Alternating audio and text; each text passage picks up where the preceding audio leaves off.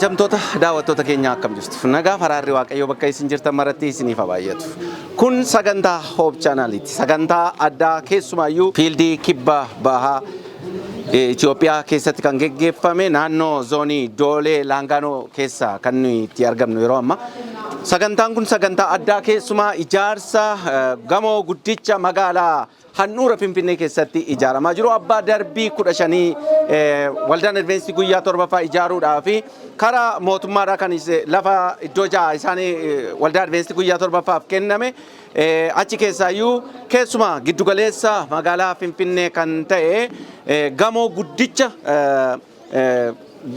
baankii daldalaa Itiyoophiyaa fuulduratti kan kenname yookaan immoo waajjira keenya Yuniiyenii Baha Itiyoophiyaa cina isaa irratti kan kenname gamoo abbaa darbii 15 ijaaruudhaaf akkuma waadaa galame uummanni waliigalee kaaba kibba Bahaa dhiya waliigaleeti kan inni ijaarsa kana eegaleeti jiru akkuma beektan egaa ijaarsisaa eegaleeti kan inni jiru yeroo ammaa kana giddugaleeffachuudhaan gamoon abbaa darbii 15 kuni waan hundumaa kan of keessatti hammate waajjira Yuniiyenii Baha Itiyoophiyaa akkasumallee galma qorannoo wangeelaa bal'aa kan of keessatti qabate waldaa addunyaalessa kan of keessatti hammate fayyaa yookaan kiliinika garaagaraa nyaata fayyaalessa ta'e ulaa sanatti kan kennamu sagantaa adda addaa yookaan immoo tajaajila hunda galeessa ulaa kanatti kan kennu gamoon kuni yeroo ammaa ijaarsa jalqabeeti kan jiru egaa uummanni kunis kana giddugaleeffataniiti kan isaan nus keessatti hirmaachuu qabna ashaaraan keenya achi keessatti jiraachuu turre jira jechuudhaani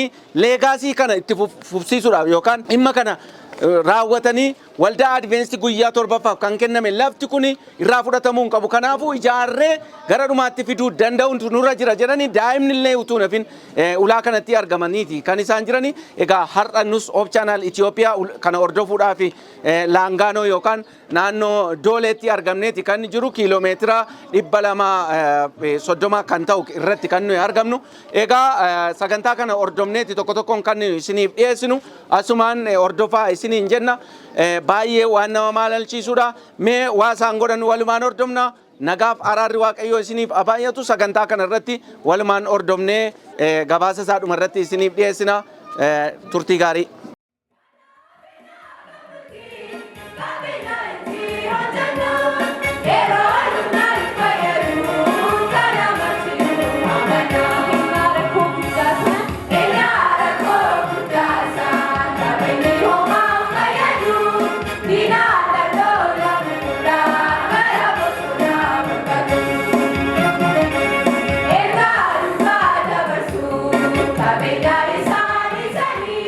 Maqaa Gooftaa Yesuusiin nagaa isin gaafadhaa attam jirtani? Sanbata gaarii. Waaqa keenyaaf galanni guddaan haa ga'u. Har'a guddiseen gammadaa isin waliin waaqayyoo waaqessuuf carraa kana waan argadheef akkasumas immoo waldaa Dooleetiin baga gammaddan isiniin jedha. Waldaa Adiveentistii Guyyaa 7ffaa Doolee baay'ee isinitti boonna kuni tarii isin warra jalqabaa hin ta'in naftanii sagantaa akkasii qindeessanii miidiyaa waamtanii hojii kanaaf adda duree ta'uu qabna jettanii haala kana waan qindeessaniif baga gammaddan isiniin jechuu barbaada waaqni isin haa eebbisu. Akkasumas geggeessitoota fiildii keenyaallee guddaa galatoomaan isaaniin jedha koree biyyaalessaa keessa warra jiran naannoo kana kan qindeessan ijaarsa galii walitti qabu ijaarsa gamoo magaalaa Finfinneetti geggeeffamaa jiru irratti warra haala kana qindeessaniinis waaqayyo isin haa eebbisu jechuun jaalladha obbolowwan kiyya addana jiraniin sagalee waaqayyoo keessaan dubbisee gara sagalee waaqayyootti dabarra akkas jedha Qorontoos isa lammaffaa boqonnaa 8 lakkoofsa 1 jalqabee Qorontoos isa lammaffaa boqonnaa 8 lakkoofsa 1 jalqabee akkas jedha yaa obboloota nana gochaa ayyaana waaqayyoo isa waldaa kiristaanaa biyya Maqedooniyaaf raawwatame akka beektan nan barbaada. Rakkinni baay'isee yoo isaan qorayyuu safara malee gammadanii deegni isaan badduu baasu yoo ta'eyyuu gargaarsa kennuudhaaf safara malee arjoomaniiru. Isaan jaalaluma isaaniitiin hamma humna isaanii gararraattis kennuu isaanii dhugaa nan baaf. Warra waaqayyoof qulqullaan gargaaruuf gochaa ayyaana kana keessaa kan hirmaataniif cimsanii akka hirmaataniif cimsanii nu kadhataniiru jedha. Bakka kanatti kan arginu waldaa tokkotu jirti. Waldaa Maqedooniyaa kan jedhamtu. Phaawulos garbichi Waaqayyoo xalayaa barreessaaf warra Qorontosiif Maqedooniyaan warra Qorontos biratti waldaa ollaa isaaniitti argamtudha. Waldaan Maqedooniyaa wanta isheen goote akka beektanii barbaada. Wanta waldaan Maqedooniyaa gooteef immoo ragaa ba'uun barbaada jedha. Waldaan Maqedooniyaa rakkoo hamaa keessa utuu jirtu deega badduu baasu yookiin deega humna nama buusu keessa utuu jirtu waldaan Maqedooniyaa murtoo tokko murteeffatte. Saba Waaqayyoo rakkoo keessa kan jiran keessumaa biyya Yihudaa keessa sabni Waaqayyoo gogiinsa ture waan ta'eef bona dheerate waan ta'eef bokkaan hin roobne waan ta'eef rakkina guddaa keessa turan sabni amantoonni biyya Yihudaa keessa jiran. Kanaafuu uummata sana gargaaruuf ofirraa kunnee rakkooma keenya keessa taanee ergina jedhan. Kan isin ajaa'ibu hamma danda'an miti kan isaan kennan jedha. Hamma danda'aniin oli hamma isaaniif danda'amu ol kennan jedha. Galanni Waaqayyoof haa ta'u. Hamma danda'amu olis kennuun hin danda'amedha. Waaqaa wajjin gargaarsa Waaqaatiin. Waaqni nama bira dhaabatee jennaan Waaqni garaa namaa kakaasee jennaan hojii Waaqaatiif hamma dandeenyu qofa odoo hin taane hamma dandeenyuun ol deemuu dandeenya ayyaana Waaqayyootiin. Ameen. Waldaan Maqedooniyaa nu kadhataniidha Phaawulos. Rakkina keenya keessa dabarree hojii Waaqayyoo irratti akka hirmaannuuf rakkoo keenya ni ilaalinaa, dadhabbii keenya ni ilaalinaa, deega keenya ni ilaalinaa. Akka hirmaannuuf tole nuu jedhanii nu kadhatanii. Kanaafuu nu sin eeyyamneef kan immoo akka isin beektan barbaanna sababiin isaa isiniif fakkeenya akka ta'an barbaanna waan ta'eef jedha.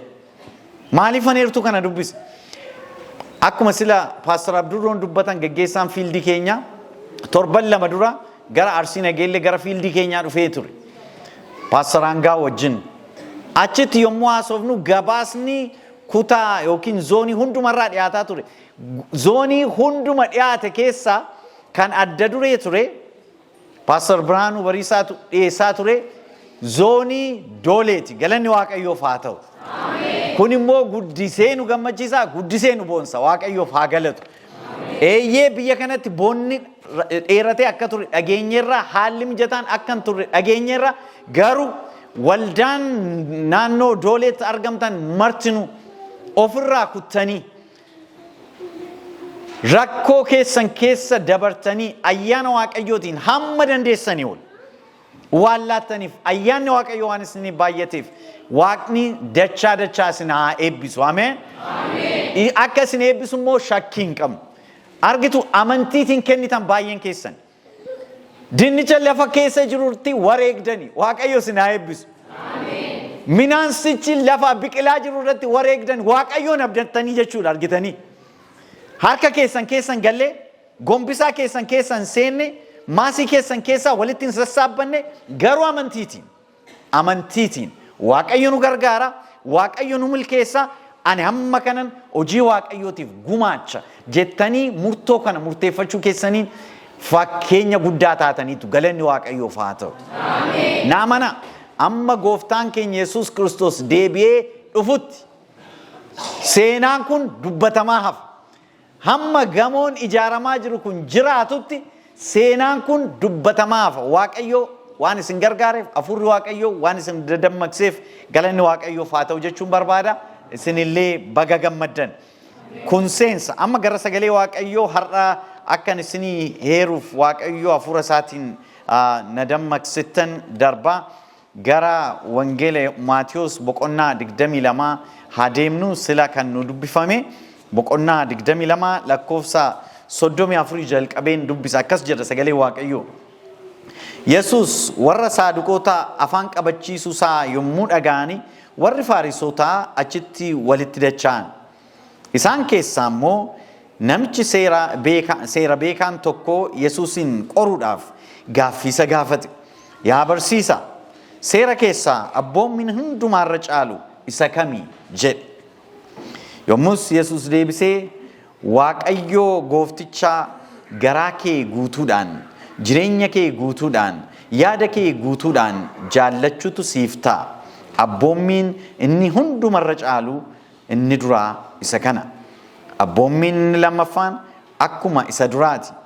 Nama akka mataa keetiitti jaallachuutu siif ta'a. Seerriif barsiisi raajotaa hundinuu abboommii kana lamaan irratti dhaabatanii jiru jedhe.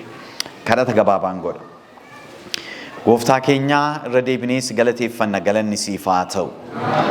Waaqayyo waa'ee waldaa Dooleetiif, waa'ee amantoota naannoo kanaatiif, waa'ee geggeessitootaaf tajaajiltoota naannoo kanaatiif galanni maqaa Yesuusiin siif haa ta'u. Hafuurri kee akka waldaa Maqedooniyaa qopheesse, dadammaqse, kakaase, isaaniinis waan kakaaseef galanni siif haa ta'u. Yaa Waaqayyo amma immoo sagalee kee saaquuf jenna, hafuurri kee nutti haa dubbatu, ulfinni kee nu gidduutti haa mul'atu, galanni immoo maqaa kee duwwaaf haa ta'u. Maqaa Yesuusiif jettee. Ameen. Gooftaan keenya Yesuus Kiristoos yeroo tokko barsiisa utuu barsiisaa jiru gaaffiin dhiyaateef. Jalqaba gaaffii sana qorumsa fidanii kan dhufan warra Fariisotaa turan. Warri Fariisotaa warra Saaduqotaa turan. Warri Saaduqotaa wanti isaanitti amanan du'aa ka'uun hin jiru kan jedhudha. Warri Fariisotaa immoo gama kanaan du'aa ka'uun jira jedhanii amanu. Kanaafuu yeroo hundumaa gareen kun lamaan waliin galan turan. Qabxii baay'ee irratti wal mormu turan. Sababiin isaa warri Saaduqotaa warra sooreyyiidha. Warra mana qulqullummaa bulchaniif geggeessan turan. Warri Fariisotaa immoo seera jabeessanii eeguutiin Waaqayyotti jabaachuu qabnaa, sabni keenya lammata boojuu seenuu hin qabu. Kanaafuu warra Roomirraa, warra biyya lafaarraa addaan cituu qabna jedhanii jabeessanii warra barsiisan turan. Kanaafuu jara kana lamaan gidduutti yeroo hundumaa wal harkisuu, wal dhiibutu ture jechuudha. Warri Saaduqotaa gara Gooftaa Yesuus dhufanii, yaa barsiisa, ati barsiisaa gaarii akka taate beekna, garuu namni tokko dubartii fuudhee irraa du'e. Dubartiin sun darbitee heerumte, ammas irraa du'e, darbitee heerumte, ammas irraa du'e, darbitee heerumte, utuma jettuu nama torbatti heerumte. Egaa du'aa ka'uun jira erga ta'e. Gaafa du'aa ka'u sana dubartiin kun eeyutti heerumti, eeyuta abbaan manaa ishee ittiin jedhe. Ittiin jedhanii Gooftaa Yesuusiin gaafatan. Akka ilaalcha isaaniitti gaaffiinni gonkumaa deebisuu hin dandeenye isa gaafatan akka ilaalcha isaaniitti. Gooftaan Yesuus garuu akkasittiin jedhe. Macaafa waan hin beekneef dogoggortu ittiin jedhe. Isiniin galu waan beektan isinitti fakkaata, garuu hin beektan. Isiniin galle. Samiirra fuudhuun heerumni hin jiru. Ofumaa waan hin jirre maaliif haasoftu? Wanta Waaqayyoon qabdanii xaxxanii kuffisuuf yaaltan maal isinitti fakkaata? Samiirra fuutiif heerumti hin jiru. Hundinuu akka ergamootaa ta'u. Ameen? Ameen. Waaw, innaani jira. Afaan qabatan. Yommuu isaan afaan qabatanii warri Fariisotaa baay'ee gammadan, qoricha keessan isinii qote jedhani. Qoricha keessan isinii qote. Achi booddee gara Gooftaa Yesuus dhufan, amma immoo mee waa inni godhu laalle jedhanii. Warri Fariisotaa immoo seera beeku, seera Musee tokko isaa beeku. Kanaafuu Gooftaa Yesuusiin akkas jedhanii gaafatan, yaa barsiisa, seera hundumaa keessaa inni caalu isa kami jedhan. Beeka inni gaafatu sun. Gooftaan Yesuus isa kana wajjin falmiinnan. Waaqayyoon Waaqa kee garaa kee guutuudhaan, yaada kee guutuudhaan, humna kee guutuudhaan jaalladhu inni jedhu abboommii isa hundumaarra caaluudha. Kun immoo kan argamu akkuma beektan seera keessa deebii boqonnaa 6 keessatti. Namichi Gooftaan Yesuus kana beekamoo hin beeku jedhee isa qoruuf kana gaafata. Waaqayyoon Waaqa kee garaa kee guutuudhaan, humna kee guutuudhaan, yaada kee guutuudhaan jaalladhu. Inni hundumaa caalu isa kana. Inni lammaffaan immoo nama yookiin ollaa kee yookiin obboleessa kee akka ofii keetti jaalladhu kan jedhudha. Seerriif abboommoon raajonni kan isaan barsiisaa turan hundinuu kanarratti kan hundaa'edha jedhe Gooftaan keenya Yesuus. Saba Waaqayyoo seerri hundumaa caalu waaqayyoon jaallachuudha. Guutummaa addunyaa keessatti, guutummaa yuunivarsiitii keessatti uumame hunda yoo ilaaltan humna caalu jaalala. Galanni waaqayyoof haa ta'u. Lafa yoo ilaaltanii abbaa humnaatu qaba. Mana barumsaatti yoo ilaaltanii ijoolleen abbaa humnaatu warreeba. Mana barumsaa tokkotti mucayyoon tokko dheengaddanatti maa turte. Ijoolleen mana barumsaa keessatti gurbaan tokko mana barumsaatti hafee garuu isa class monitariitiin maqaa kiyya tiik naa godhi jira jedhee itti mee ture. Gurbaan garuu hin goone sababiin isaa hin jirtu ati. Garuu achumatti kutaama keessatti tumuu jalqabe jedhe. Maallaqeen himatu ennaan gaafa gabboo immoo eessatti galeetti. Kanaafuu calluma hidhee tumama malee waan dubbachuu danda'u hin qabu. Abbaa humnaatu jiraata lafa kanarra. Yoo ilaaltan addunyaa ilaalaa walitti dhukaasu abbaa humnaatu jiraataa jira. Abbaan humna qabu biyya tokko dhaqee weerara. Baay'ee nama ajaa'iba.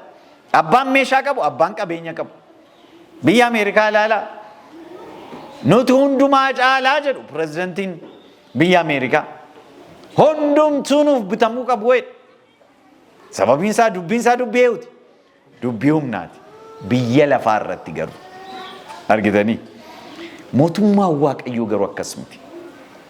Humni humna caala. Humni hundumaa gararraa jiru jaalala. Galanni waaqayyoof haa ta'u. Saba waaqayyoo kan humna hin qabne yoo jiraattan, kan baay'ee barumsa hin qabu yoo jiraattan, ani aangoo hin qabu kan jettan yoo jiraattan, jaalalli waaqayyootti ittiin isin jaallate sammuu namaa ol waan ta'eef gammaduu qabdu. Galanni waaqayyoof haa ta'u. Waaqayyoon jaalladhu jedhe sagalee waaqayyoo. Waan hundumaa gararraa waaqayyoon waaqa kee garaa kee guutuudhaan, yaada kee guutuudhaan, humna kee guutuudhaan jaalladhu ittiin jedhe gooftaan Yesuus. Waaqayyoo saba isaa yommuu yaadatu waa lama godha. Ni jalqaba hafuura kadhannaatti ergedha. Kan kana dubbatee namicha tokko bara jaarraa 18ffaa keessa nama turedha. Matthew Henry nama jedhamu. Matthew Henry maal jedhee barreesse waaqayyo saba tokko qaabachuu yookiin gargaaruu yommuu barbaadu hafuura kadhannaatti erga jedhe. Akka isaan kadhatan taasisa jedhe. Akka isaan tokko ta'an taasisa. Akka isaan fuula waaqayyoo barbaaddatan taasisa. Yeroo sana waaqayyo isaan keessaan hojjechuu barbaadeera jechuudha. Waan guddaa isaan keessaan darbee hojjechuu barbaadeera jechuudha. Hafuura waaqayyoo. Hafuura kadhannaa. Bara dhumaa kana keessa kan jiran hafuura kadhannaatiif waaqayyoon kadhachuu qabna. Hunduma caala. Waaqayyo hafuura kadhannaa akka nurratti dhangalaasuuf. Garaa waaqayyoon barbaaddatu, garaa waaqayyoon hawwu akka qabaannuuf, isa hordofu akka qabaannuuf jabaannee waaqayyoon kadhachuu qabna. Qabxiin lammaffaan waaqayyo karaa saba tokko waan guddaa hojjechuu yommuu barbaadu saba sana eebbisa. Ameen. Ameen. Waaqni keenya waaqa eebbaati saba waaqayyo. Yommuu waaqayyo karaa saba tokko waan guddaa hojjechuu barbaadu, karoora guddaa bakkaan ga'u yommuu barbaadu saba sana eebbisa. Galanni isaaf haa ta'u. Tarii galuu fi dhiisuu danda'a jalqaba. Waaqayyo yommuu nama eebbisu guyyaama tokkotti lolaa namarra hin baasu. Suutuma hidhee eebbisaa deema. Galanni isaaf haa ta'u. Suutuma hidhee eebbisaa deema. Ijoollee isaanii eebbisaa amma sila ganama kana addanatti akka ragaan ba'amaa ture. Waaqayyo suutuma hidhee faarfannaatiin harmee keenya eebbise. Abbaa manaa fi haadha manaa nama lama ta'anii waaqayyoon kadhataa turanii waaqayyo isaan eebbise. Nama yeroo sana ilaaluuf namoonni kun waan gochuu danda'an hin qabanii, gammoojjii keessa jiraatu, qarshii illee hin qabanii, ijoolleen isaanii illee hin guddannee fi haga namarraa waan godhan hin qaban jedhu. Garuu waaqayyo maal godhaa ture? Suutuma jedhee eebbisaa ture. Galanni isaaf haa ta'u. Umurii isaaniif kenne, fayyaa isaaniif kenne, ijoollee isaaniif kenne, ijoollee isaanii isin eebbise. Ani illee gamoo sana hin argine utuun argee galee natti tola. Gamoon iyyuu jalqabameera jedhan mini. Waaqayyo akkaataan itti isin eebbisuun beektan. Kanaaf jalqaba akka sagalee waaqayyo jedhetti duraan dursitanii mootummaa waaqayyoo barbaada. Sana booda wanti martinuu itti isiniif edaama jedha sagalee waaqayyo. Waaqayyoon waaqa kee garaa kee guutuudhaan, yaada kee guutuudhaan, humna kee guutuudhaan, qabeenya kee guutuudhaan, beekumsa kee guutuudhaan jaalladhu, yeroo kee guutuudhaan jaalladhu, isaaf dursa kenni. Inni jedhe sagalee Waaqayyoo dhugaadha. Eebbi Waaqayyoo kan isin ajaa'ibu isin qofa miti kan inni eebbisu. Dhaloota eebbisa Waaqayyoo immoo eebbisu. Ameen. Isiniin hin eebbisa, ijoollee keessan hin eebbisa, ijoollee keessan hin eebbisa. Waaqni keenya Waaqa eebbaati. Abrahaamiin maal jedhe? Sin eebbisa jedhe. Ameen. Sin eebbisa jedhe. Nu biyya lafaa kanarra jiraannu dhumni keenya sasmitiis akkuma faarus faarfanne garuu addanattis Waaqni nu eebbisu barbaannaan namni isa dhowwu hin jiru. Jiraare hin jiru. Waaqayyo karaa saba tokko waan guddaa godhu yommuu barbaadu saba sana dachaa eebbisa. Saba sana eebbisa. Ijoollee Israa'eliin maal jedhe Waaqayyo? Mana qulqullummaa naa ijaaraa jedha. Mana qulqullummaa. Seera keessa deebii boqonnaa 36 jalqabdanii yommuu laaltanii boqonnaa 25 irraa jalqabee garuu haga boqonnaa 36tti haala hojii mana qulqullummaa maaltu achi keessattis akka barbaachisu mara Waaqayyo dursee karaa Musee lafa kaa'ee ture. Isatti maa ture? Yommuu manni qulqullummaan ijaarsa jalqabu uummanni Israa'el akka jirutti qabeenya isaa guuree hojii mana qulqullummaatiif fidaa ture. Hojii mana qulqullummaatiif. Inni warqee qabu warqee fida ture. Inni birrii qabu birrii fida ture. Inni sibiila qabu sibiila fida ture. Inni gogaa hoolaa qabu gogaa hoolaa fida ture. Inni immoo rifeensa hoolaa qabu rifeensa hoolaa hundumaa waan barbaachisu guuranii fidu. Ganama ganameedha sagalee Waaqayyoo. Ganama uummanni suni guuranii fidu turan jedha. Samii dhaqaan jirru maaliif amma gamoo jaarra maaliif horii walitti guurree birrii biliyoona tokko ol maaliif fixaarra samii dhaqaan jiru birrii biliyoona tokko fuutanii samii dhaqxanii maal gootu jaran? Asitti dhiifnee dhaqu wayyu. Ameen. Yoo calluma jettanis wanti dhufu hin jiru Waaqayyoo hin raawwata. Ameen. Ase. Garuu wanta isin akka yaadaan qabdan barbaadu James White faa Ellen White faa bara 1879 gooftaan Yesuus har'a dhufaa bor dhufaa jedhanii qophaa'anii warra eegaa turanidha. Shakkiin qabaatinaa kan. Haa ta'u malee maal godhu turan? Gooftaan yoo har'a dhufe gara samiitti. Gooftaan yoo waggaa 10 ture gara waldaa kanaatti seennaa jedhan. Ameen. Yaa. Waldaan keenya dur jalqaba warri mishiinaroonni biyya kana yommuu dhufan lafa amma barbaadan fudhadhaatti hin jedhan. Maal goona gooftaan dhufuuf jedha waan ta'eef manuma diqqaa kan irratti ijaarru qofa barbaanna jedhanii amma lafa jiru sana bakka diqqaa sana qofa fudhatan. Hamma hoteela Giyoonitti mootummaan nuu kennuuf barbaadee ture jedhan. Maal nuu godha gooftaan dhufuufedha jedhanii didan. Argitanii? Haadhallee.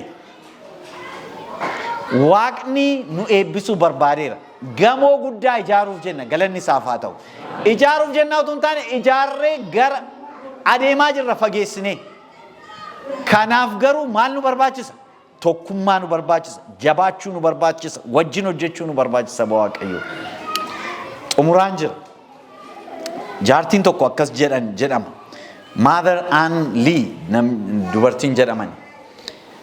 Akka wanta waggaa tokko lafa kanarra jiraattu yaadiiti huji. Waggaa 1,000 akka lafa kanarra jiraattu yaadiiti huji. Garuu akka wanta borduututti yaadiiti qophaa'i. Sister White immoo akkas jettee barreessite. Akka wanta gooftaan carraa addaa har'a nuuf kennetti yaadaati kadhadhaa. Carraa addaa akka argattanitti yaadaati hojjedhaa. Carraa addaa akka argattanitti yaadaati dammaqaati karoorsaa jettee barreessite. Carraa addaa. Waldaan keenya amma akkuma sila dubbatame carraa addaa arganneerra. Ani yommuu bulchiinsa Yuniiyenii keessa hojjetaa ture lafa xiqqoo mootummaan akka nuu kennuuf gara waggaa 5-6 deddeebi'aa ture. Namoota na waliin hojjetaa turan wajjin torbanitti yeroo 2 yeroo 3 gara waajjira qopheessaa dhanna turre, mana qopheessaa dhanna turre. Lafa keenya irratti garuu lafa xiqqoo qofa akka itti nu dabalan kan maddii irra jirtu san nu didan. Yeroo abdii kutannu maal goone? Lafuma keenya irratti ijaarreen. Inni moon dhiphatti waan gochuu dandeenyu qabnu. Kanaafuu murtoo tokko irra geenya. Maaliif lafa hin binnu jenna?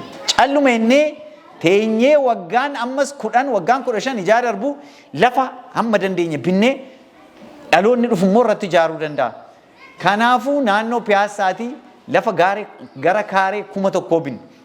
Yeroo sana nan qaabadha miliyoona 13.5 binne. Har'a lafti suni gara miliyoona 100 baasa. Saba Waaqayyoo baay'ee nama ajaa'iba. Yeroo sana rakkoo ture. Garuu Waaqayyoo yeroo haaraa fidee yeroo addaa fidee dhiyeenya kana dhaabbata amantii hundumaafuu lafa laannaa jedhe bulchiinsi Finfinnee. Kanaafuu waldaa keenyaaf bakka ja'aa lafa nuu kennan galanni Waaqayyoof haa ta'u. Waldoota kan biraafis bakka baay'ee kennan. Bakka nuu kenname sana keessaa tokko akkuma beektan waajjira keenya maddii kan jiru, waajjira keenya cina kan jiru iddoo baay'ee murteessaa ta'e Waaqayyo nuuf kenne. Galanni isaaf haa ta'u. Kana jabaannee irratti yoo hojjenne malee nama kan biraatu dhufee fudhata. Hin shakkina. Hin shakkina. Garuu sochii godhamaa jirurraan kan ka'e geggeessitoonni keenya, namoonni biyya alaa, namoonni biyya keessaa jabaatanii amantoonni keenya, tajaajiltoonni hundumtu socho'aa jiru. Isin immoo kanaaf ragaadha. Fakkeenya isin Waaqayyo isin haa eebbisu. Amma waan hin jechuu barbaadu dhumarratti hojii guddaatu nu dura jira. Waan booddeetti deebinu kun saba Waaqayyoo. Gonkumaa waan booddeetti deebinu. Tokkoon keenya kanarratti hirmaannee hamma gooftaan Yesuus dhufutti ittiin wangeelli kan ittiin tajaajilamu akka ta'uuf jabaannee hojjechuu qabna isinii jechuuf hin jedha. Xumura irratti fakkeenya kana seenaa kana isinitti mee xumura. Bara 1962 keessa biyya Ameerikaatti seenaa kana iddoo baay'eetti dubbadheera. Biyya Ameerikaatti John F. Kennedy namni jedhaman pirezidantiin bara sana keessa turanii akkas jedhanii dubbatan gaaf tokko biyya Texas keessatti yuunivarsiitii tokko Rice University magaalaa jedhamtu keessatti yuunivarsiitii jedhamtu keessatti beekamaadha jechi isaanii kun YouTube irraa ilaaluu dandeessu. We shall go to the moon jedhan. We choose to go to the moon jedhan irra deebi'an. Maal jechuudha? Ji'arra yookiin addeessarra ba'uuf filanneerra jedhan. Ameen? Filanneerra. Namitti kolfi. Akkamittiin addeessarra yookiin ji'arra ba'u? Addanaa maal jedhama jiini? Ji'uma jedhama. Good. So, ji'arra baana. We choose to go to the moon within a decade. Jedhan. Waggaa 10 gidduutti. Not because it's easy, but because it's hard. Jedhan. Waan salphaa ta'eef mini achirra baana kan jedhaa jirru, ji'arra baana kan jedhaa jirru, waan jabaa ta'eefi ji'arra baana kan jedhaa jirru, waan barbaachisu hundumaa hin goona jedhan. Kan isla ajaa'ibu isaan waggaa tokko booddee utuu isaan magaalaa Dallas jedhamtu keessa konkolaataa banamaa keessa taa'anii adeemaa jiranii haadha manaa isaanii wajjin namni ta'ee dhokatee dhukaasee isaan ajjeese. Garuu uummanni Ameerikaa ittuma fufee jabaatee hojii sana hojjete. Bara 1969 biyyi Ameerikaa namoota gara ji'aatti ergitee yeroo jalqabaatiif namni faannisaa ji'arra ejjete. We shall go to the moon. We choose to go to the moon. Gara ji'aa dhaquuf filanneerra murteessineerra. Eeyyee nuti biyyi keenya waaqarra galanni isaaf haa ta'u. Ameen. Biyya sana dhaquuf qophaa'aa jirra. Hinnanna gooftaan Yesuus dhiyootti dhufa. Samii irratti wal argina hundi keenya galanni isaaf haa ta'u. Ammasitti garuu Finfinnee keessatti gamoo dheerinni isaa fooqii 15 ta'u gamoo 15 ta'u in ijaarra ayyaana Waaqayyootiin. Ameen. waggaa 10 hin qabnu kana gochuuf waggaa 2-3 gidduutti fixuu qabna. Waaqayyo nu wajjin jira, inni nu gargaara. Waaqayyo immoo isin haa eebbisu, isiniinis jabaanne haa kaanu. Gooftaan saba isaa dachaa haa eebbisu. Eebbifamaa, galatoomaa. Ameen. Waaqayyo isin haa eebbisu. Ameen.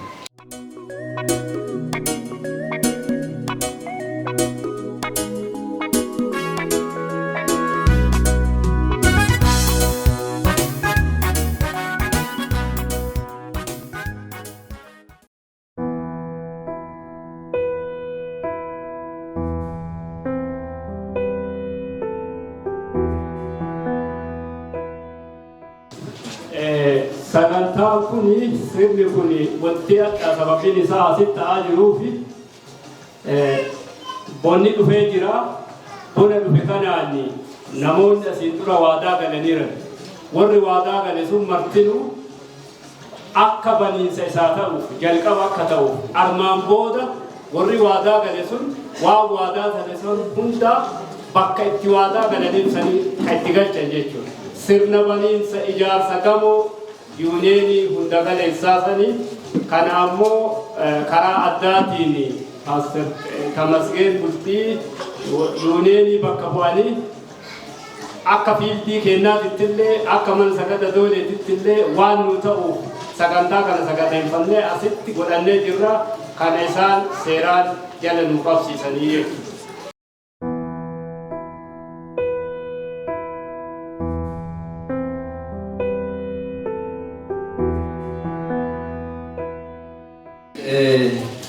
Yeroo ture waan arginne galateeffannaa adda karaa addaatiin dhugamaan nama gammachiisaa keessumaanuu namoonni hojii waaqaatiif ijaarsaa bara dhumaa kana keessatti sochii guddaa godhaaran jidduu keenyatti argamanii asis tana durallee jalqaba cheerchii keenya hundaarrattu nu deeggaraa kan turan namoota arjooma gurguddaa hojii waaqaatiif bara kana keessatti arjoomanii wangeela isaaran adda jidduu keenyatti argamanii kunillee ammoo baay'ee na gammachiisa.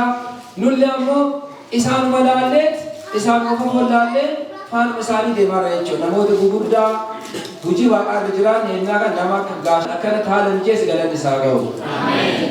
Sagantaa keenya dheeressinu amma qajeelumatti gara deebisaa yookaan deeggarsaaf waan qopheeffame sanitti deemna.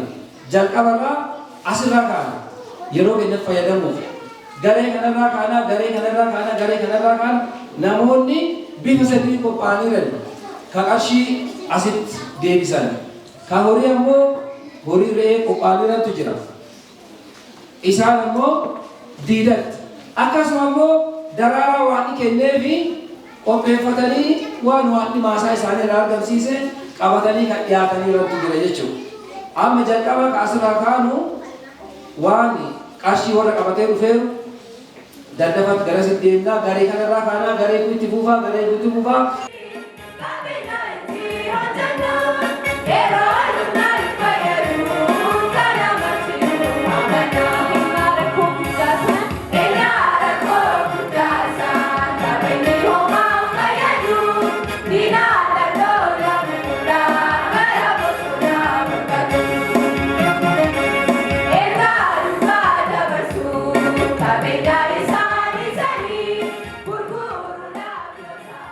Bodi berimee qabidde. Qarshii kuma 50 fideera waan isaa eebbisu. Asirratti ammoo hennaa waan isnaa eebbisu jedhanii dadhabdanii seera xiqqaa guddaan isima jabaadhaa eebbisaa kan waan isaa eebbisu. Kanaaf karaa garanaa. Gareen gabanaa jalqabaadha. Namni irraa kaasee gurguddaa. Namni qophooftanii ta'an amma tartiiba keessanii koottaa.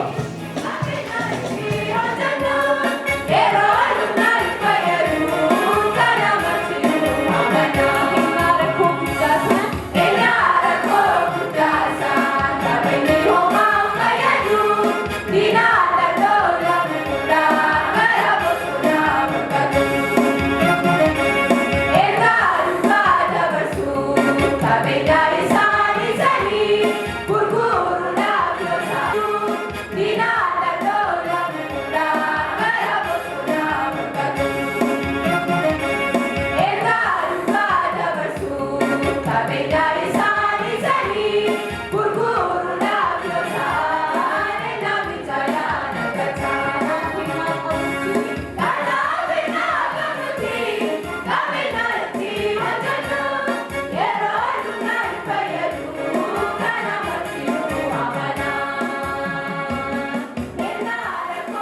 walda adulala nama aga muktaye qophaa'anii akka bira sagadaatu akkuma soddomii sagalii fi dhibba lama qabaniiranii kuraa malutti chawchi boordiin nu kennaara mee eebbisa.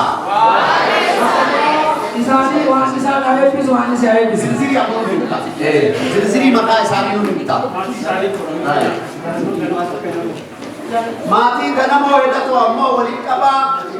Maatii walitti ijoollee bidikkaa isaanii birrii 600 eebbisa. Waan isaan eebbisu. Ifama. Eeshi galee nama ati lubbee irraa galee kun sochiisha fudhatanii amma torban lubbee namni hafee dhoo jiraatu. Namni hafee dafa horoota ijoollee ganaatti yaadu waan ta'eef agoriillee midhaanillee garaa achiraallee galchina. Laatu waammoo daawwatti kanaa bireetiin waan isa eebbisu.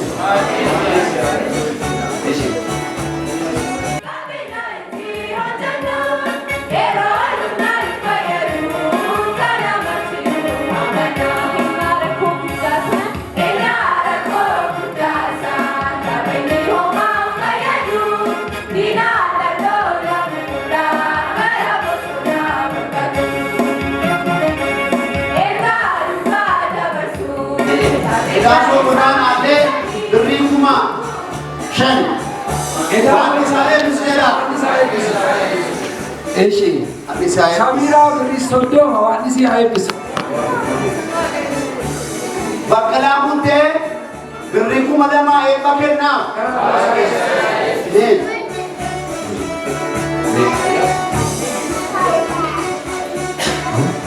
Isaayyaa Duuloo birrii kuma 2,500. Waan isa eebbisu. Eeshi gareen gamanaa sochii baay'ee gaarii amma garee gamanaatiin dhufna. Warri dhiiga jirtanillee horan dhabseedha.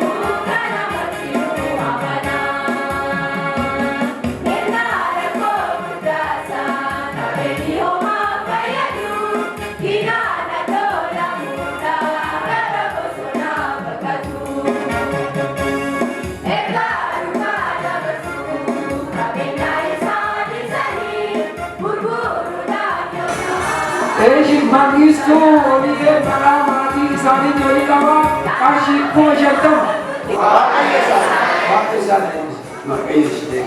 Daaneel Abrahaamiitii fi Taaddalee Abrahaamii birrii 100,000 kennaniiranii mee eebbisa. Birrii 150,000 Taaddalee. Apa dubbatu bakka juun godhee gammachuun nama. Mee akkana baay'isee eebbisanii akkana kootu. Akkana kootu. Du'aa dubbatu. Juun gootanii. Waaqayyo isin haa eebbisu hunduma keessanuu diqqaa guddaanis waa tokko taajjame as keessa jara kanan qomadheera jira lamaan kana maal qomadhee daa'ima birrii 50 kennitu sagaleen waan isi haa eebbisu jedhu xiqqoo warra 50 kenni 10 kennu sagaleen guddaa kun sirrii miti jedheera hangara jillaan maaliif kan daa'ima kennite sun birrii 50 sun hin caala waan ta'eef kan xiqqaa kenni kamiyyuu waan ofii qabne keessaa kenne waan ta'eef ana bakiyya 50 kennu hin caalaa jedhee fudha waan ta'eef caalmaan bakuttaa kennu fi kan qabdu isaan ture isa dagatee jira jedhu kun ulee sadiifamu ani qarshii 150 kennee garuu kunis xiqqaataa hojiin kun haga xumura ga'u 150 kenne jedhee kan ta'u hin taane hanga xumuraa kan duukaa buunee baanuu fi yaadaanis qabeenya kennaanis namoonni akka hirmaatan namoota kakaasuunis duukaa haga xumuraa hibbuuna jennee waadaa galaa karaa fi waaqayyo sinaa eebbisu warra kennaa jirtan hundumaa eebbifamaa. Hojiin kun hojii kennaa hojii galma ga'uu qabu karaa fi of kenninee kan qabnu miti kan qabne irraallee kenninee inni ijaarraa kan jedhu yaadni biyyaa eebbifamaa waaqayyo isaa eebbisuu birriin kuma kudhanii karaa maskaram jedhaadhaan haadha manaa isaati. Hin beekne irra deedaa eebbisaa. Waaqayyo sinaa eebbisu. Obboleessa Samuel Rudin jechuun Daawidika kana mee moofni waraabani isaa eebbiseedhaan. Waaqayyo isaa eebbisu.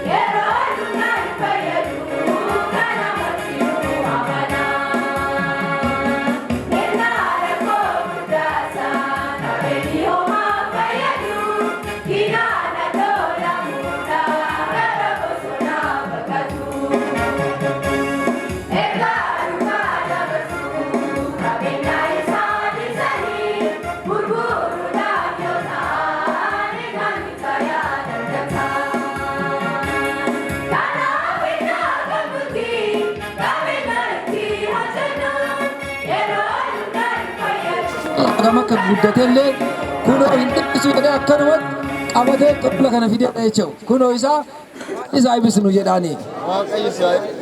Kunillee waardiyyaa Dariyoo Bariisoo jedhama. Waardiyyaa cheerchi kennaatti qaramaatii isaallee asii hirmaateera. Wamaallee arganneeyyu kan argate kanuma waganaatti hafeera. Kana qabatee dhufee maal jennaani? Waaqayyo sinaa eebbisu. Waaqni isaa eebbisu ammaa.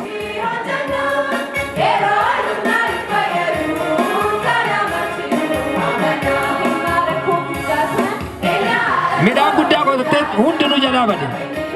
Odoo ammoo lukkuu tana gurgurteeti midhaan sani haamachuu barbaadde yoo midhaan sani haamate as maal kenna jettee midhaan ofii haamattee lukkuu tana as fidde.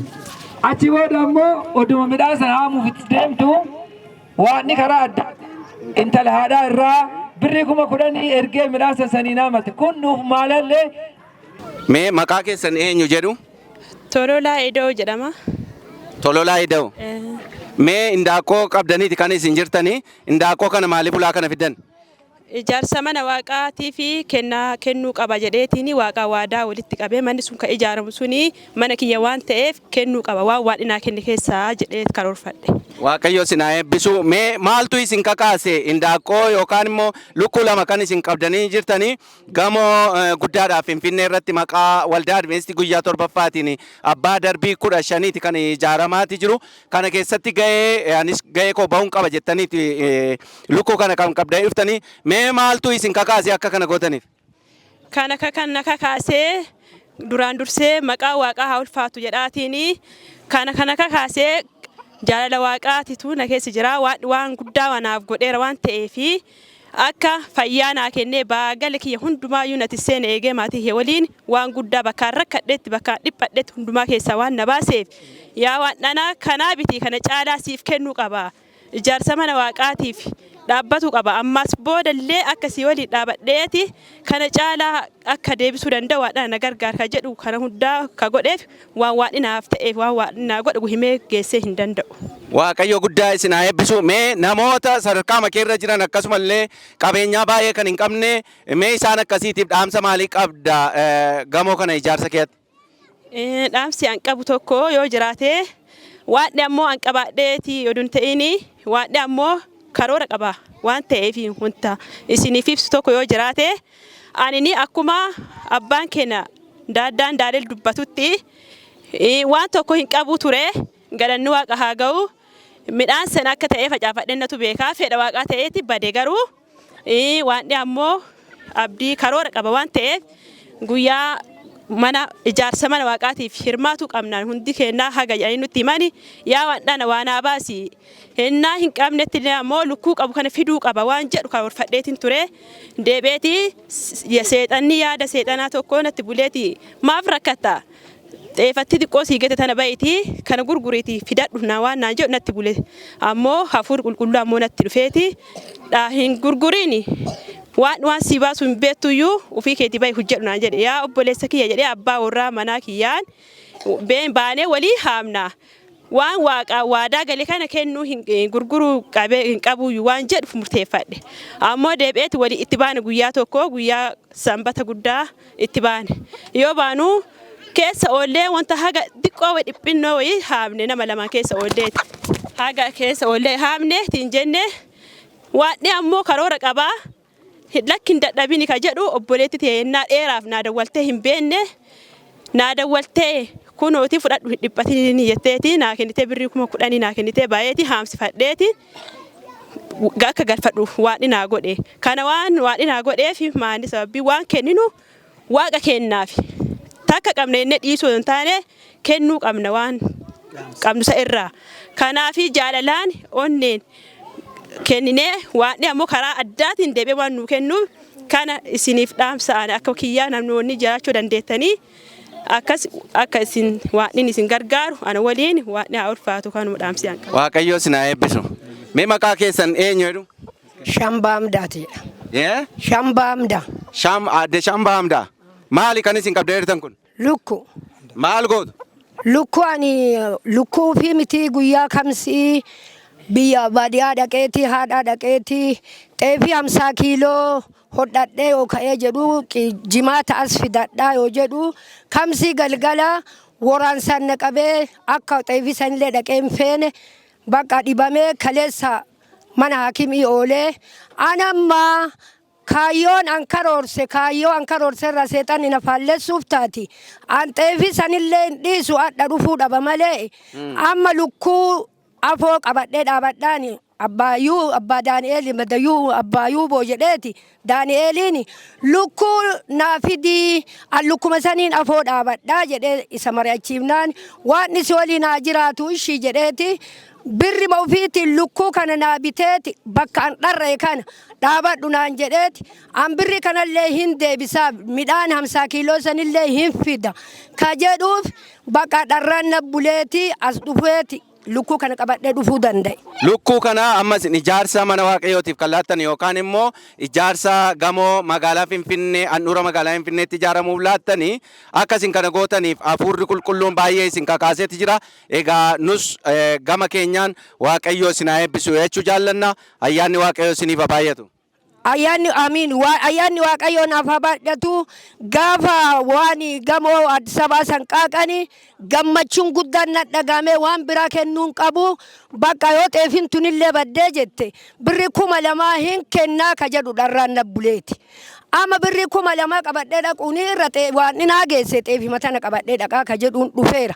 Amma an dharraa sani addaa miti an dharraa kana bichaa odoo hin taane haga lubbuutti yaan jiru dharraa mana waaqaa hin qabaa. Anini maatiin kiyya maatii musliimaa keessaa ijoolleen tiyya musliimaa bakka ijoolleen tiyya musliima taate kanatti anini gizee abbaan manaa kiyya jirullee ammana waaqayyoo filadhe jedheeti amantii kana fudhadheeti guyyaa gaafa abbaan manaa kiyya darbu ragaan naa baheera isin musliimaa miti isin kiristaana guyyaa qidaameeti jedhee namoonni yoona shakkuuf ta'u isii fi arragaa ta'a jedhee isheen masgiida ragaanaa bahe anin hin saalfadhu amantii kanatti hin koora amantii kanaan hin boona ayyoo waan jedhee kana caalaa waaqaaf tajaajiluuf dharraa kiyya wangeela waaqaatiif bahu deema jechuun dharraa kiyya dharraa sanillee waan naa haa guutu isinillee mana jirtanitti waan warra nama 40 Timkata qophaa'e tansa musliima irraa fide daa'immanti illee fiduun dadhabu mana galtanii maqaa kiyya Adde Shambaamdaa maatii isii jedha kadhannaa naa godha awwanti qabu ka waaqaati haga lubbuuti yaan jiru jechuu barbaada. Amiin. Adde Shambaamdaa waaqayyoo isin haa eebbisu. Amiin.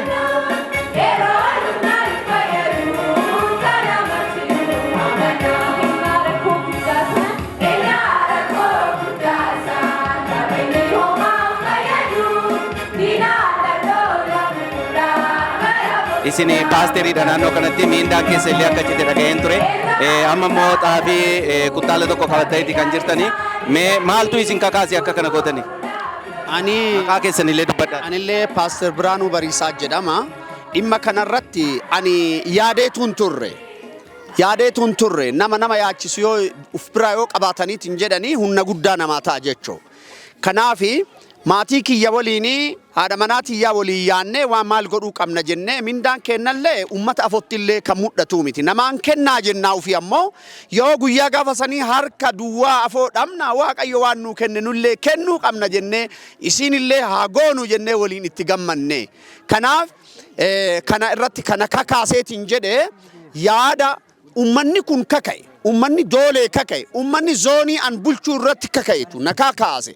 Maaliif lafa jalatti uduun abdiin wassanatanii anillee ummata kana kennuu qaba. Mindaan kiyyaa ammoo kacitu isaan hagam beekani. Kanaa miti waan tokko anillee waan mul'atuun qabadhee ummata Waaqaafoo dhiyaadha jedheetiin hafuurri Waaqayyoo na gargaaree as dhiyaadhe. Waaqayyo sinaa eebbisu, Waaqayyo kanaaf itti eebbasaa isiniif haa dabalu. Ameen. Maqaan kiyyaa Wongeelaa Saamu'eel Daraaroo jedhama.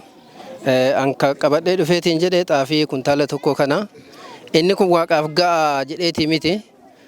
Namoonni odoo ani yaadan akkuma isaan Paaster Biraanuun dubbatanii jedhani waan nu yaadannee hin jirre nu mindama keenyarraa citaara jennee akkasii yaadaa turre mana sagadaa miseensaan keessa jirru irratti illee gamoo kanaaf wanta hirmaannu baay'eetu jira. Asitti illee uummata kakaasaa nu biraa hinaaf nu jennee yaada akkasii waan qabnuufi ummataani bilbilaanillee qaamaanillee bira dhaqaa gamoo kanarratti hirmaadhaa mana Waaqaa haa ijaarru jedhaa isaan kakaasaa harki keenya ummata kanaafotti duwwaa hin dhaabatu waan jedhurraa kan ka'e onni makeenarraa kaane midhaan kana fiduu dandeenye manni Waaqaa ijaaramuu qaba yeroo kamiinillee yoo ta'e jennee murtii gooneerraan kan ka'e anillee kana qabadhee dhufe jechuu barbaadeeti. Waaqayyo sinaa eebbisu wangeela. Amiin amiin.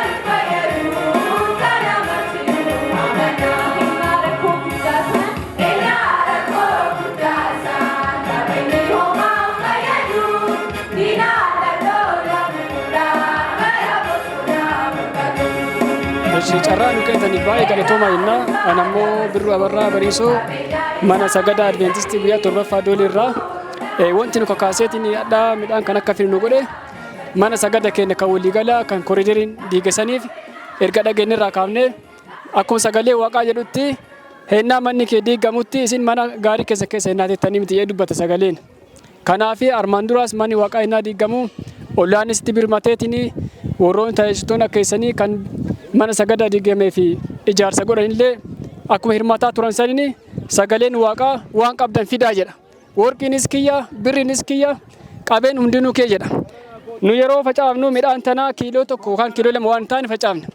Isa kana kan godhee humna Waaqaati malee kennaa miti. Akkuma tsaaf jedhu kun kennaa miti kan Waaqaa deebisaarra jechuudha.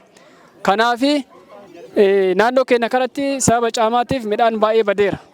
Kanaaf isuma qabnu kana keessaa yoo kennine bara Waaqaa kennanii hin hiyyoomaniyyuu taan caalaa argatan malee. Kuni Waaqa bira kaanne malee namaan kenne jechuudha. Kanaaf Waaqayyo dachaa ulfaatu kan hennaa qabanii miti hennaa dhaban kennu barbaachisaa galatoomaa isiniin jedha. Yaa ta'e Waaqayyo si haa eebbisu. Ittaanu jira. Ka ittaanu maalii kunoo haati warraa obboleessa keenya Daaneel Abrahaamii waan hadha kennaa oolan argitanii jiru. Alaamanaan kennaara warri kunniin daa'imman isaaniillee maatiin isaanii hunduma kennu. Kunoo kophatti isin illee midhaan kuntaala tokko fiddeerti ka abbaa warraatiin alatti jechuudha.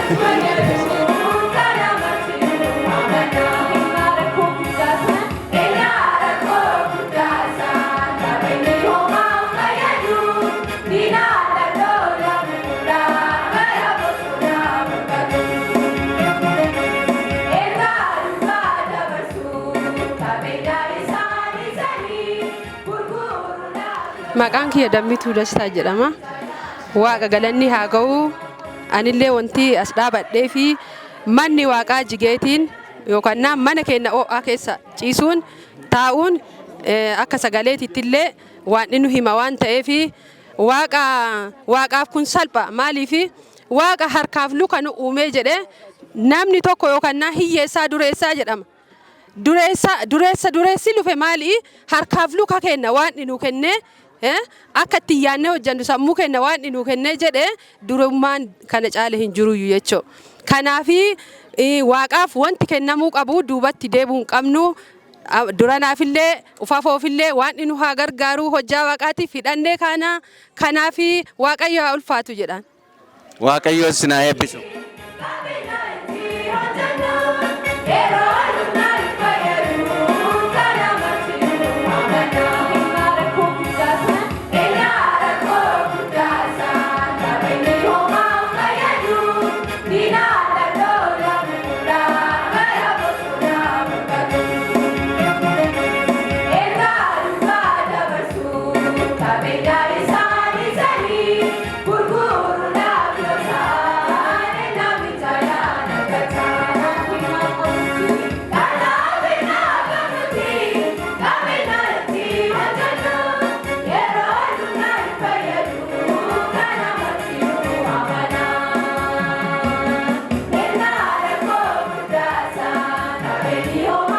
Ittaanse barsiisaa aabbee haga gawargaa jirtanii.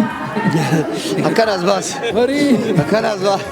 Maqamarree argaa jirtanii. Kanaafi re'ee lamaa sadii wal jala qabee ta'uu didde jedhee kana keessaa filate kanaafi waan isaa eebbisu jedhaan. Ittaanse dargaggoo masakkaa cheerchi kanaati tullaa roobaa jedhama. Akka argitan kunoo horii qarshii hin fidu wamadan fakkaatu wama keessi kiyya itti nagammadu fida jedhee hundoom qarshii xiqqoo akka fidu irraa eegaa turre sanii miti gammachuu kiyya kanaan naa mirkanaa jedhee qabatee dhufeeni waan isaa eebbisu jedhaan. Ittaanseellee ammoo walqituu mi'eessoo jedhamti maatuma ol kaasu. Kunoo akka argitan gargaaruun isaan illee maatuma waliin mari'atanii kan nu fidanii waan isaa eebbisu jedhaani.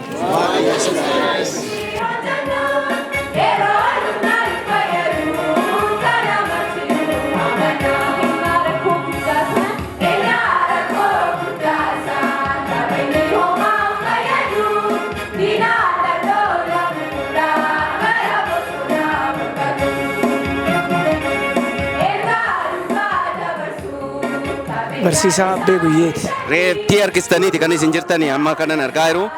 Reettii kana gara mana qulqullummaatti fiddaniitti jirtu maaliif fiddan?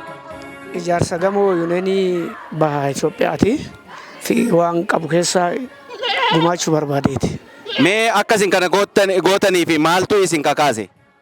Kuni waan ijaaramurratti waan ta'amurratti waan boru ijoolleen kenna nus itti jiraachuu dandeenyu irratti hirmaachuun barbaachisaa waan ta'eef kaka'umsa fedha waaqaatiin. Waaqayyo guddaa isin haa eebbisu. Amiin. Lamlam Habte Giyoorgis. Eeshi adde lamlam mee reettiiti kan qabdaniiti kan isin jirtani mana qulqullummaa fiddaniirtu reettii kana maaliif fiddani? Ijaarsa mana kadhaatiif. Ijaarsa mana qulqullummaa magaalaa handhuura magaalaa Finfinneetti ijaaramu gamoo darbii abbaa 15ti. Egaa akkasin kana gootanii fi mee maaltu isin kakaase maaltu isin itti dhaga'ame? ምክንያቱም ዳይመንቴና ኡፈፎ akka kennatti ijaarraa haa deemtuu fi nurra haa barattu jedhee asaabeet waan qabu keessa qabadhee ba'e. Fayyaa ta'e adde lablab. Tullaa roobaa jedhama. Ulaa kana kan itti qabdeertu oolaadha kan itti qabdeertu mee oolaa kana akka itti qabattee ijaarsa gamoo guddicha handhuura magaalaa Finfinneetti ijaaramuu fi akka itti oolaa kana fiddee dhuftu maaltu si kakaase maaltu sitti dhaga'ame? Jalqaba jaarsa waldaa kanaatu yaada kana nu barsiise. Kana booda ammoo hirmaachuu qaba jedhee anis waan haga humna kiyyaatiin akkanaan dhufeera. Jalqaba ammoo isaantu nu barsiise kanaan booda ammoo hafuurri na ajajee waan kanaan dhufeera jechuudha. Mee dhaamsa akkamii qabda namoota kan birootiif? Namni martinuu waaqaaf harka ofii badhisee yookiin akka dachaa dabalee argatu waan beekuuf namootaafis akkas ergaa akkasii dabarsuun barbaada.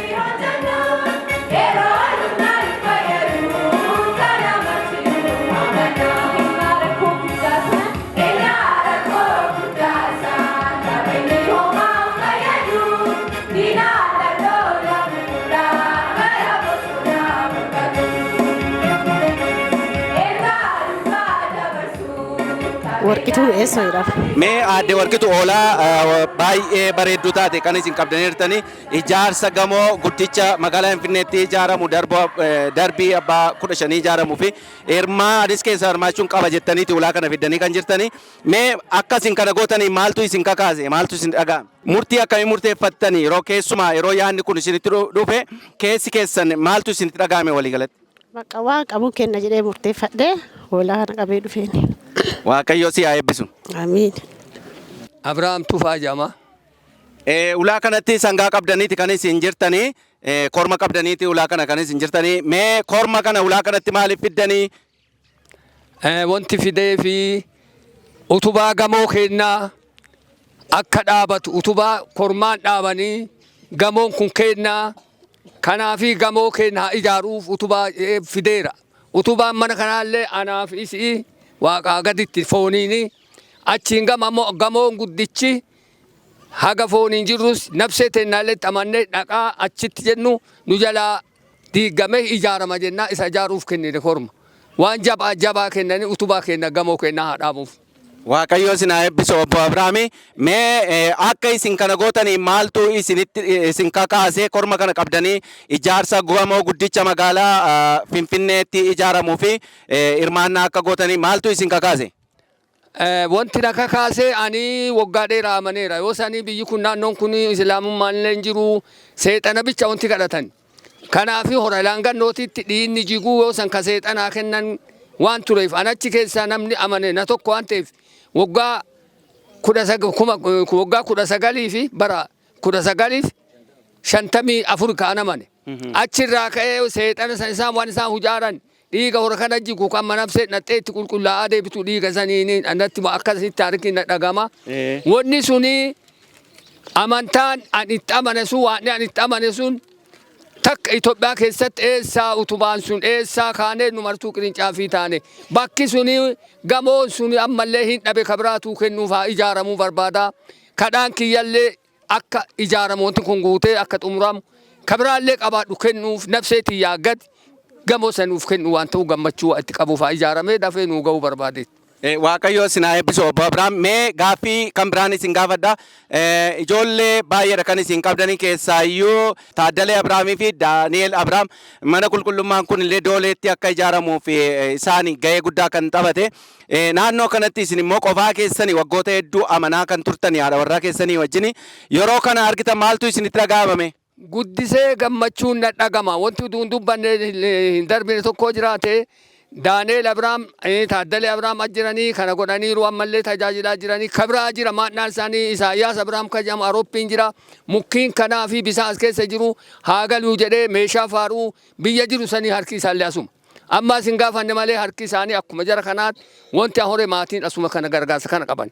Kanaafuu anini wanni kuni waan mishaa wanni kuni karaa bayeessaa ijoolleen kiyya nama lamaan turree waggaa dheeraa nama lamaan turree waan nu badhisee adda deebinee mandara kana ta'uun hizbii kana ta'uun ummanni kumaatamatti laakkamu nu faana bo'ee horteen keenya badhatu martuu hortee kiyya jee fudhadha waaqa waliin fooniin hortee kana olaalu gammachuun an umuriin kiyyaadhaan nagahee waan kana na argisiisu halkanii guyyaallee waaqa kiyyaa galata galchaaraa horii kanaa miti waan kana caalullee kennuufi waan garaa nanyaan abdii qabaa hin gammadee hunnaa oli gammade umurii kiyyaan kana arguun.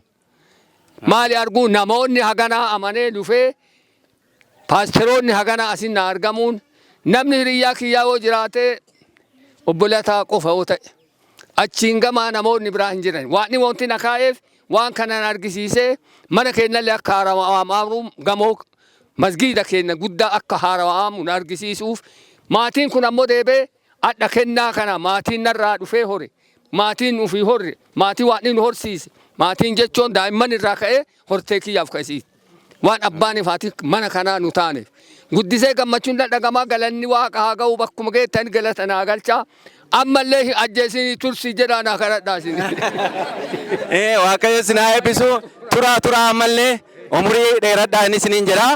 Namoota kan biroof dhaamsa qabda yoo jiraate. Dhaamsi an qabu adhaa kana kennine hin jechoo uduun taane yoo raftanii dammaxxanillee riba keessallee ibjuu keessallee gamoo kenna waaqayyo xumuraan nuu gayi yoo qarshii argattanillee tanallee itti ta'ee kennaa marti kennaadha kennine harka duuba deebinaa duun taane warri kennillee jiraate warroota fira gurguddaallee qabeenya qaboo taate dubbisaati akka gamoo kennan akka arjooman bakkuma deemte hagana kenneerra nagayeera jettee wanti kennine haganni duuba deebinu hin jiru jedha yaada akkasii qabaadha dargaggoonni keessatti warri sochii qabdan waan argattan keessa akkuma asaraa taatitti gamoo amma waa erguu kaje isinitti taabulu maaliif wanni kun haganni xumuramu masgiida kenna gamoo kenna inni jiraannaan nu martinuu amanne achitti walgaanii deebee waan achirraa hafuura fi nu badhise inni jiraanna uduuntaan achi taa'ee waan haga Itoophiyaa haga daariititti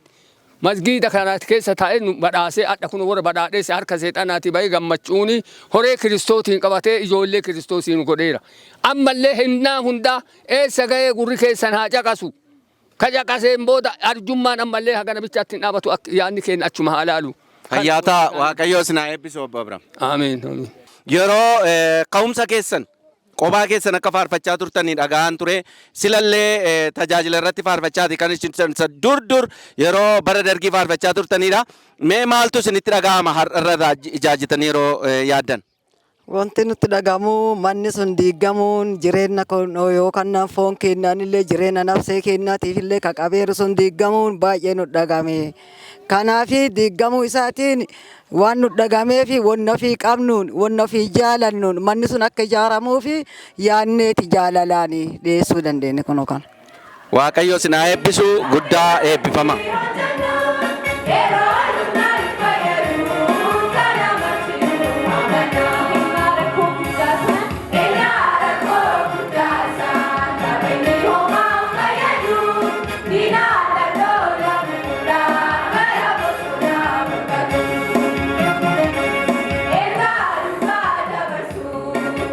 Akka fiildii kibaba Itiyoophiyaatitti ijaarsa gamoo Yuniiyenii kana keessatti akka hirmaannuu fi akka kootaatitti gara miliyoona 17 nu kennaniiran.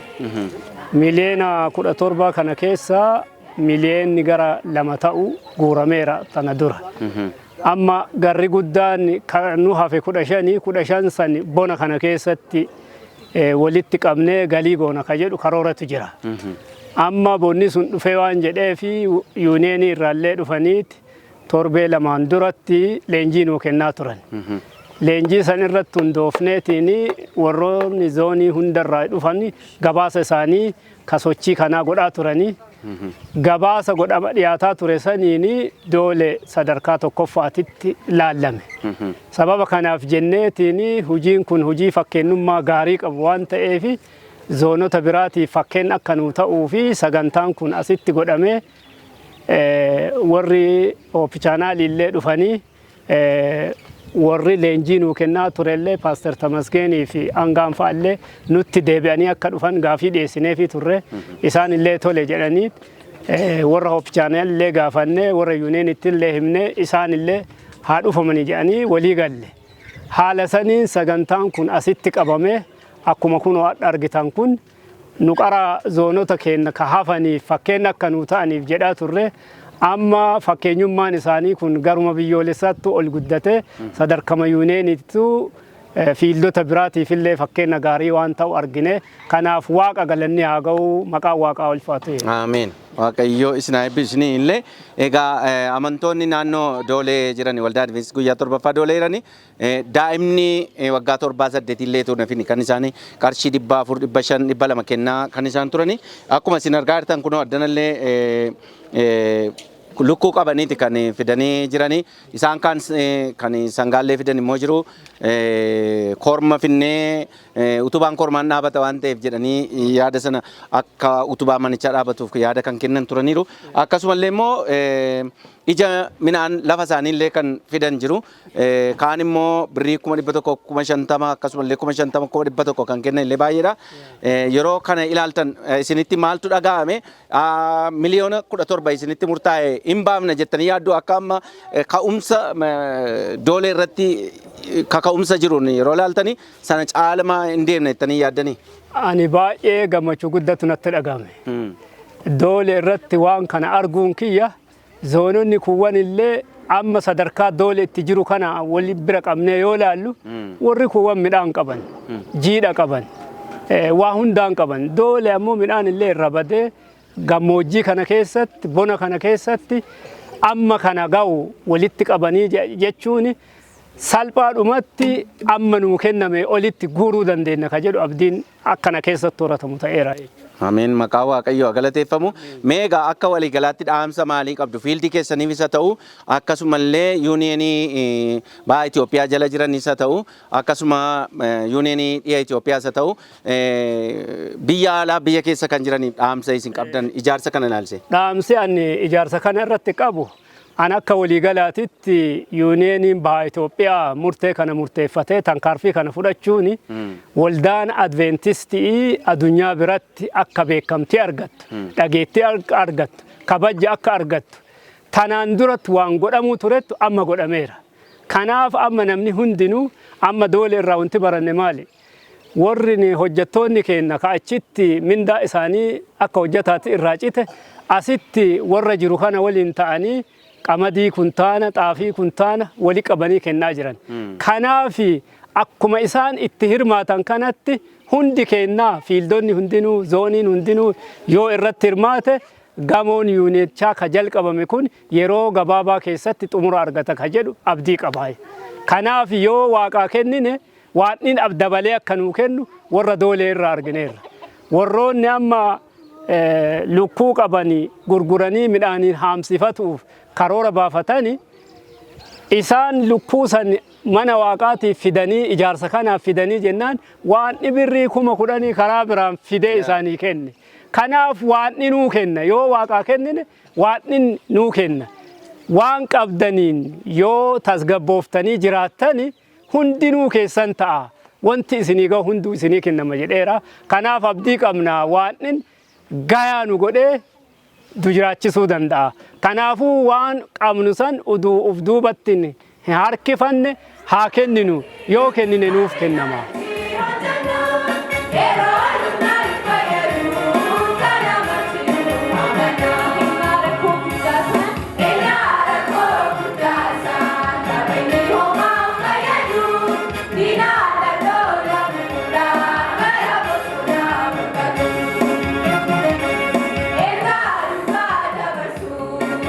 Har'aa kan nuyi egaa argamnu Waldaa Adiveentistii guyyaa torbaffaa Doolee kunis immoo fiildii kibba bahaa Itiyoophiyaa keessatti Doolee jechuun naannoo hora langannooti. Horri langannoo naannoon isaa akkuma beekamu gammoojjiidha. Sanarratti immoo uummanni naannoo kanaa barana bokkaa yookiin rooba gahaa hin arganne ture jedhan. Kanaafuu oomisha gahaa hin arganne. Haa ta'u malee kan baay'ee nama ajaa'ibu tajaajiltoonni naannoo kanaa warri addanaa qindeessanii jabaatanii amantoota jabeessanii warri dinnicha qotatan dinnicha isaanii warri xaafii qotatan xaafii isaanii lafa facaasanii jiranitti lafa keessa jirutti achumatti wareegani Waaqayyoof. Waaqayyo nu gargaare kana nan kenna hamma nan kenna galii Waaqayyo naa kennu keessaa jedhanii kuni itti qophaa turanii itti kadhataa turanii Waaqayyo immoo isaan eebbise. Waaqayyo argitee nama eebbisuutii fi haalli hundumtuu mijataa ta'uun dirqamamin. Akkuma Isiyaaqiin endeemina sumattan si eebbisaa ittiin jedhe uummata kana addanumatti isaan eebbise galanni Waaqayyoof haa ta'u yoo gogiin jiraate iyyuu.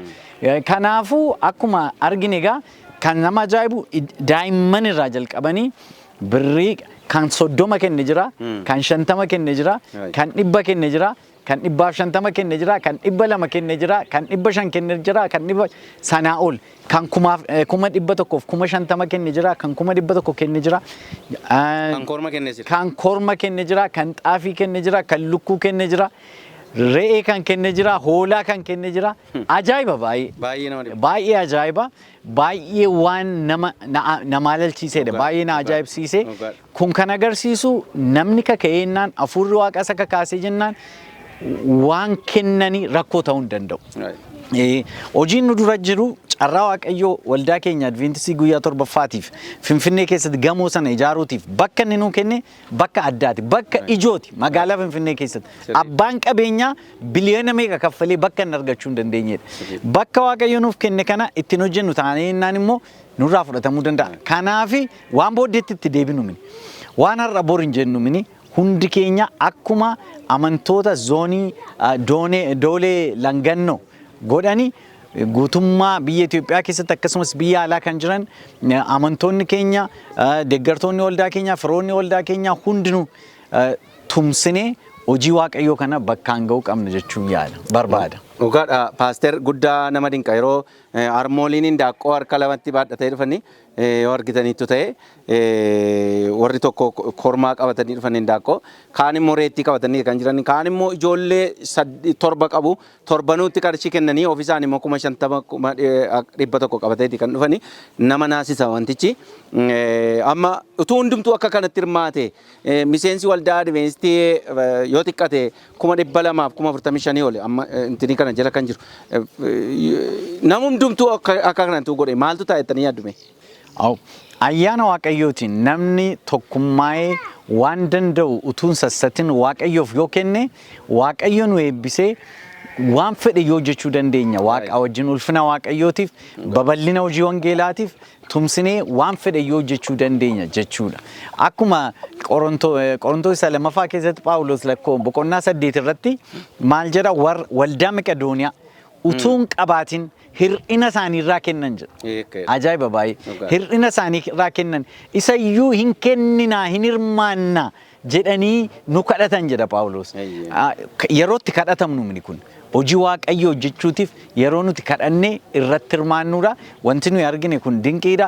Fuulduratti hojii wangeelaa bal'isuu qabna biyya keenyatti. Fayyaata paaster egaa amma waa'ee harmee tokkoon isinii kaasee sumaanii akkasin yaada xumuraa laattanii barbaada.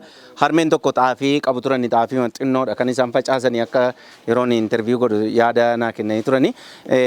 Maal jedhanii waan itti nama dhabeen indaaqqoo lamaan kana gurguruudhaaf gabaa ba'uudhaaf murteessee garuu halkansaa yaada kootti waan biraan dhufe afurri qulqulluun na tuttuqe sana booddee gaafan kana murteeffadhu immoo ganama isaa birriin 10,000 dhufe nama takkaadhaan bilbileet birrii 10 erge ani galgala murteesse ganama birrii 10,000 dhufe amma yeroo kana ilaaltanii kanaajii wal qabsiistanii namoonni baay'een hir'ina yaadu rakkina yaadu borattaman godha jedhu kanaajii wal qabsiistanii mee akkuma waliigalaatti dhaamsa biyya keessaa biyya alaafis fakkeenyummaa waldaa Doolee Langaanoo kana qabattanii dhaamsa gabaabaa akkasin dhaamtan barbaade. Harmeen sila akkas jedhan suni boleettiin keenya akkas jedhan suni maal jedhanii xaafii sana ittiin haammachuuf nan gurguraa jedhan lamaan isaanii. Garuu utuu waa'ee qarshii argachuun dhaga'ini hin gurgurru waaqayyoo fi wallaan hamma xaafiin sun naa ga'uttu hin eegu waaqayyoof waan hin qabadhee dhiyaadhu jiraachuu qaba jedhanii murteessan. Qooda sana garuu xaafii isaanii haamuutii fi abbaa manaa isaanii wajjin humnuma keenyaan dhandheamne jedhanii jalqaban. Jalqabni baay'ee cimaa ture xiqqoo duwwaa hamne jedhani garuu miilla isaanii keessa galchaniiru garuu akkuma Israa'eloonni galaana Yordaanositti miilla galchan. Miilli isaanii erga seene booddeedha eebbisuun kan nuuf. Ammas kan hin jechuu barbaadu namoonni keenya amantiitiin kan waaqayyo isaanii kennirraa amantiitiin kennuudha. Akkuma Eliyaasii anoo waan nyaadhee buluun qabu anaaf mucaa kootu har'a kana qofa nyaannee duuna jennaan dura naafi tolchiiti irraa anaafiti dura tolchiiti jedhe. Ergasii booddee wanti sun hamma deebee bokkaan roobee minaanni margee haalli mijatutti waaqayyo guyyaa tokko dubartii sanaaf daa'ima ishee agabuun bulchine. Akkuma kana amantiitiin fuulduratti deemnee hojii waaqayyoo kanaa tumsinuun jedha.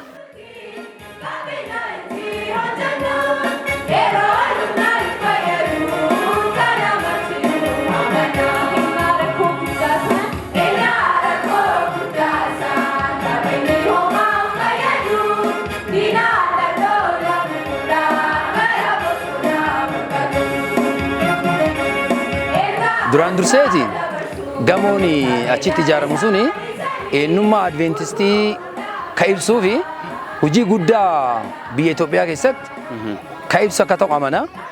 Tana durallee iddoon inni dhaabateeru suni iddoo baay'ee barbaachisaa ta'e iddoo mijataa irra waan dhaabateef namoonni karaa salluufu akkanumaan cheerchima Adiveentistii kana ilaaluun hojii Adiveentistii kana hubatani. An karaa addaatiin yeroo gara Finfinnee deemu yeroo sireen jirullee achuma bulaas nyaata addaa san kachi hojjetamu achuma laaqana kenna nyaannas uleen sun ammoo tuqamuun barbaachisu taqaraa caalaa jabaachuu waan barbaachisuuf haala amma irra jiru kanaan ammoo waan addaa waan karoorfame kana akka dafee galma ga'uu fi dharraa guddaaf fedhii kiyya waan ta'eef kaka'umsa guddaa qabaa kanumaa fi hawwii guddaa qabuu fi birrii 100,000 kenne. Ati warraa keessanii ijoolleen keessanis kennaa kennaniiru. Mee maaltu isinitti dhaga'ama maatiidhaan yeroo ijaarsa kana irratti hirmaatan? Baay'ee dhugaa haati manaati xaafii nasiiba kana kan amma mul'atu kana isitu fideeyyu. Kuntaala tokko kana yeroo kuntaala tokko kana isi fidee. Kan ammoo wanti ta'e maal inni hundinuu ashaaraa ofii achi keessa buufachuu qaba.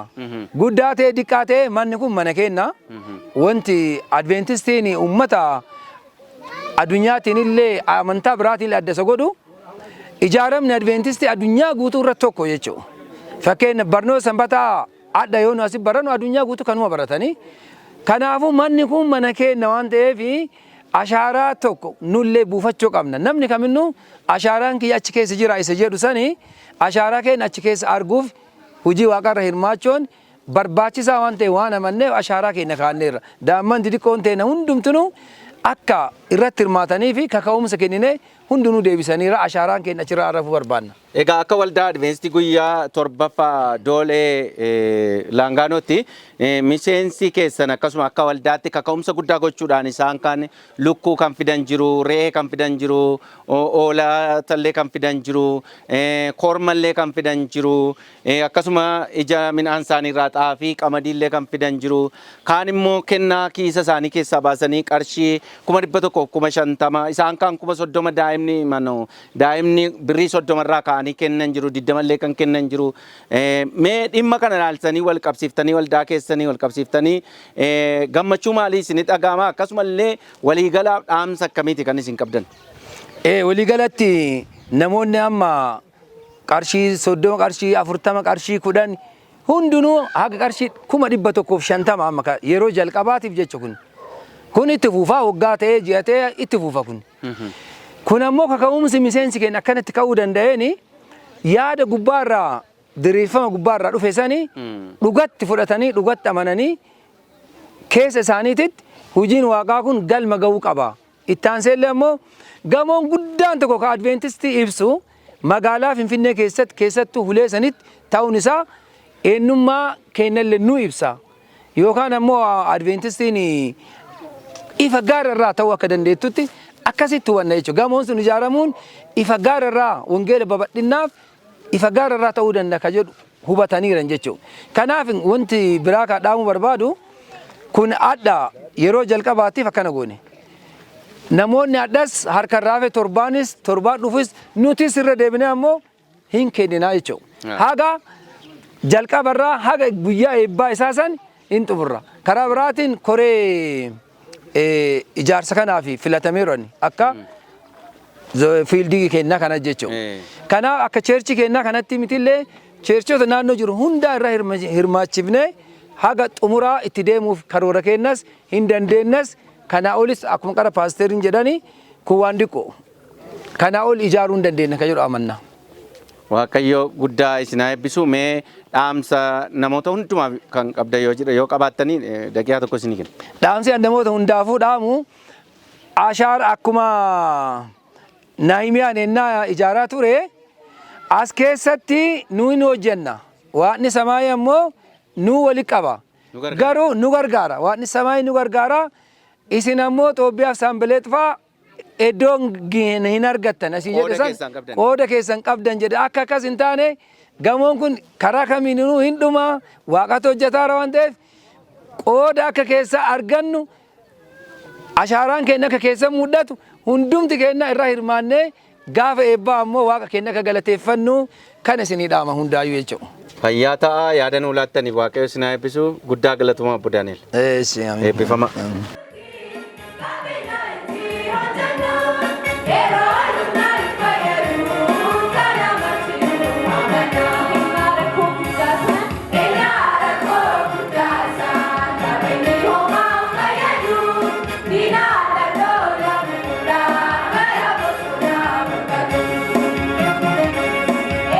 Kabajamtoota daawwattoota keenya egaa sagantaa kanaan guddaa akka eebbifamtan shakkii tokko illee hin qabu.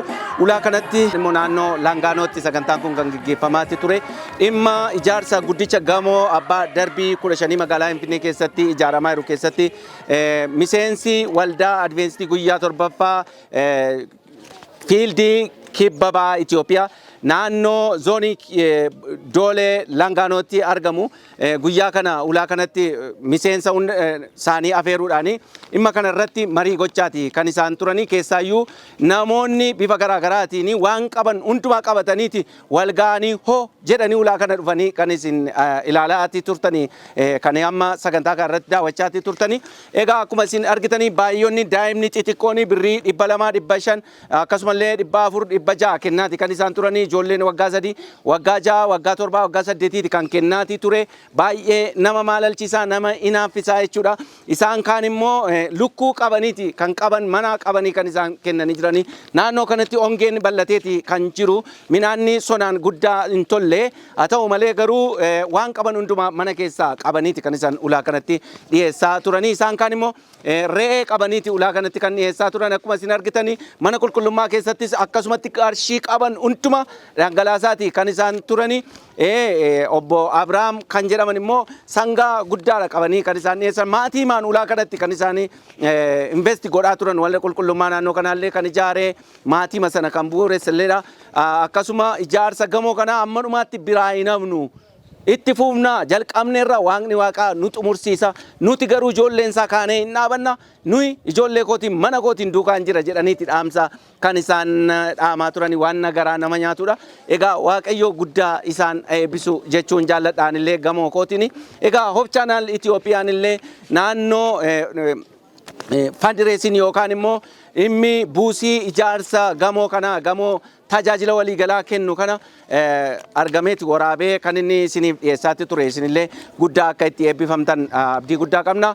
Egaa amma sagantaa biraadhaan walitti deebinutti isinillee ga'ee keessan ashaaraa quba keessanii karaa qarshii qabdaniin akkasumallee horii garaagaraa qabdaniin ga'ee ijoollee keessaniitiin maqaa keessaniin akka ijaarsa gamoo kanarratti hirmaattanii dhaamsa isiniif dhaama. Nagaaf araarri waaqayyoo mana keessan jireenya keessan eebbisu jechuun jaalladha. Asumaan nagaa isinitti dhaamadha. Nagaaf araarri waaqayyoo isiniif haa baay'atu. Nagaan nuuf tura.